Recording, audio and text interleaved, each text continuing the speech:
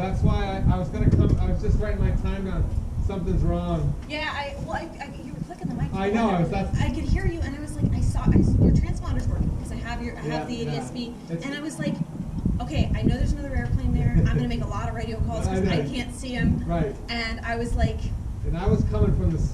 You were coming from the north, and then east, and then I wanted to come over, and you said you were 3 miles out, and I was like at 3.5. I'm like, God, I better head north again. Well, and I was like, oh God, and then you went north of me, and I'm like, I can't see them, but I see them on the. I'm like, I don't know what's going on. Well, the transmitter, like I have an older radio, and the transmitter thingy says I'm transmitting. Like but it's not coming through. So I just got my headset fixed to it. It's a Bose, like A20, and I sent it out to have it reconditioned. But I could hear you. I could hear you click. Yeah, and then the Airport Manatee kept playing, and I was like, I know that this person's going to Manatee because they're clicking. They're not just one of the students. I was trying to give you a hint. Yeah, that's the only hint I could give you. I know. I was like, oh thank goodness. And I have ADSB in my airplane, right, but I was like, I saw you. Yeah, and I even rocked my wings trying to hope that you could see me. Yeah, I did. I saw you. Yeah, I was like, oh. And you know, I always make my call. Oh, I know you do. I call it crosswind. No, I know, and I know I know your airplane. Yeah. I don't know your first name. Mark. Carol. Rachel. Oh, Rachel? Yeah. And you're the instructor. You're the instructor. Yeah. Okay. And you got a student pilot right now? Yeah. I just was with him, and I'm like, I can't see this guy. I hope he knows. I was like, I hope he knows his radio's out. Yeah, I do, because I was headed to Tampa Exec to do a couple touch and goes there. You know, and I for a while. And something was like I saw that was transmitting, but I couldn't hear myself. Yeah. Yeah, so do I. No, no one else can hear you. I'm like, shit. Yeah. And so I turned it. I was right there. And I was listening. There he was. So you can obviously receive, but it's not transmitting. Like it says it is, but it's not. Well, like what I did is I used to have my little intercom system here. It's a 4-in-1, and I had some wires to the back. So either I was sitting on a wire or I had a back. Gotcha. I taped it all down so I couldn't hear it. But I'm gonna pull the seats out here.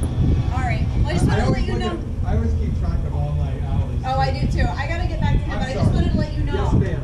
No problem. Yes, Rachel. And it was Mark. Yeah, and you're Rachel. Awesome. Nice talking, Mark.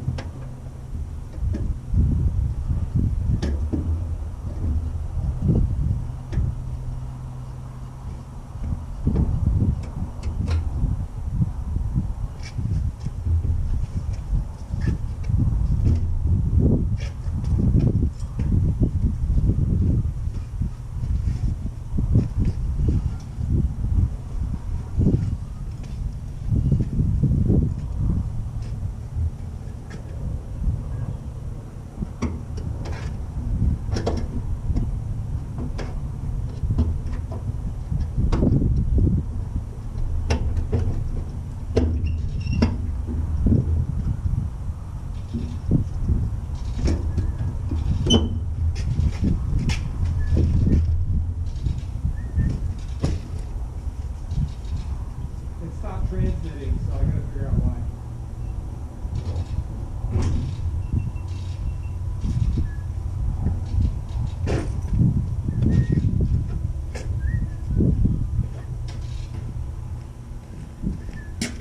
My radio stopped transmitting. I gotta figure it out why.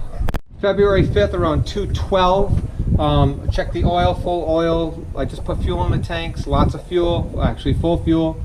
And it's nice out, 10-mile-per-hour winds. It's sunny. That's it.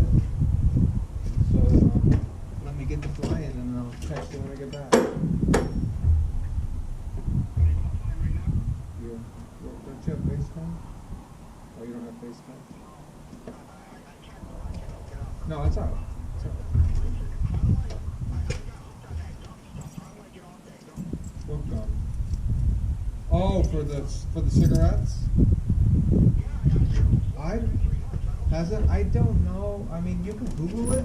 I would Google it and see.